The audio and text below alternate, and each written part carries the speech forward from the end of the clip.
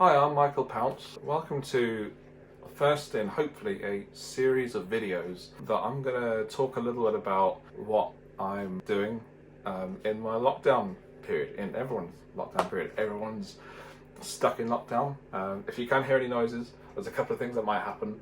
Firstly, washing machine might go into overdrive, and also I've got a dehumidifier in the room, so hopefully that won't interrupt us. If you don't already know, I'm a piano teacher. That's what I do for a job, and it's great. It's loads of fun, especially in person. It's like one of the best things in the world, I think. Bringing someone along and teaching them things that you've learned over the years. It's a fantastic job, and I'd never give it up for anything at all. But this last few weeks have been challenging. They really have. It's a really different kind of environment that we're in. Obviously, everyone's lives have changed in completely different ways. Some people have full-time jobs or had full-time jobs and they've been furloughed and they're not working anymore, so they've got to find something to do with their time. Different for self-employed people like myself who had an income, and it's not been completely lost, but some people it has been completely lost. Like their entire work is based on being out and about and meeting people. So I'm massively grateful that I can actually still carry on teaching. I'm teaching online at the moment, so if you're interested in lessons, then head over to my websites, mpounce.co.uk, where there's a booking system and lots of information there about how you can get in touch and start lessons there. And I think if they're trying to think of a better time to actually start learning piano, now's probably one of the best times you could do it, because I think the majority of us don't necessarily have as much to do now as we did back before all of this happened. General normal life, I work from home, so this is not really massively different, I would say, to what I normally experience on a day-to-day basis. Missing getting out and doing stuff is odd. Getting out and teaching out and about, which I did used to do twice a week or 2 days a week. And I had plans to kind of make that more, eventually be out every day, but that's not happening now for the time being. So it's not massively different. As I say though, other people, it is massively different. So if you're one of those people, hang in there. It's not going to be forever. This last few weeks have definitely shown me is that I need to probably get a little fitter, I think. I've had consistent breathing problems for about, well, I don't know, a few years, 2 to 3 years. And I've always associated it with hay fever, and that is kind of still true, but one of the biggest things I think generally I've noticed is my fitness has kind of done this. While my work has been doing this, my fitness has been doing this, and that's not been good. So I'm getting on and doing the Couch to 5K run. If you don't run or experience exercise at all, and you find the idea of exercise completely abhorrent and something you'd never want to commit yourself to, try this as a starter. It's definitely helped me out a lot. I've had to really push myself. Yesterday was the first day of my second week, and that was really tough. Had to really push myself on that last, I think it was 1.5 minutes of running, and I had to really push myself. But I'm seeing changes, and it's definitely helped only after a week and a bit. So eventually you've got to run like half an hour, which, yeah, that sounds difficult. So there's one reason why I've been running, other than the fact that I need to improve my fitness, and that's because it's not really been like England recently. Let me just show you what I mean.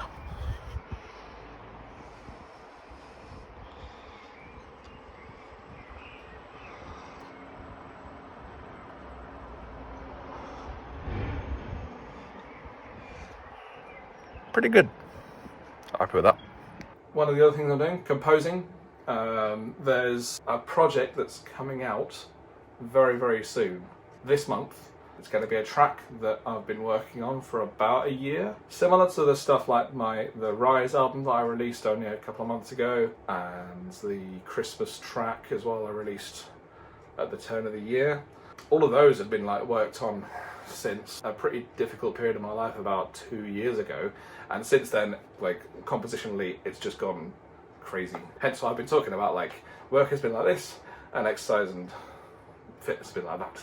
As I say, there's a track coming out somewhere near the end of the month, and there's been other songs as well when you can just like sit and play, like I've been able to do for the last 6 months or so, I think, because I've had a little bit more time to do stuff. It's amazing the kind of things that you can write. Me being a Christian, of course, like that's part of my output, definitely. I'm considering whether to put some of those on my YouTube channel. I don't know yet. My singing voice isn't amazing, but it's a way of getting stuff out there, and if it encourages people, then that's all the better. Yeah, that's what I've been doing musically. And also on the music point, I have a book here, which I got before the lockdown, with the intention of starting it at some point during the lockdown. I still haven't actually gotten to it yet. But Practice in Music Theory, grade 8.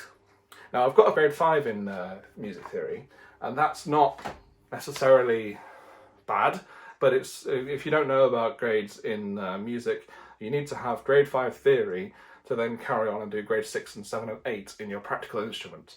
That's pretty much the only reason I did grade 5 theory. It's the same as your GCSE music qualification, so I thought, that's fine, do that, but don't bother with anything else.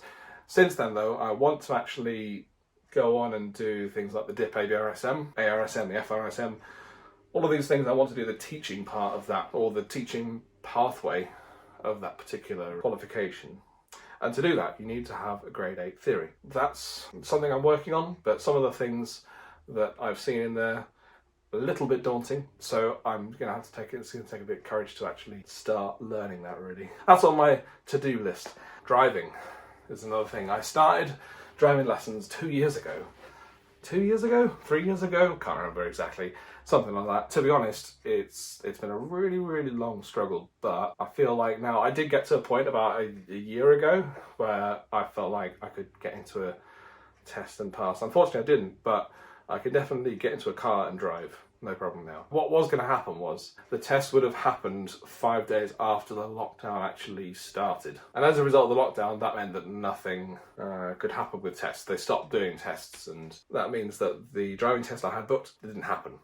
And since then, DVLA have said that theory test certificates will not count past their expiry date, which is kind of fair, but at the same time, it's kind of not my fault that that's happened, but there you go.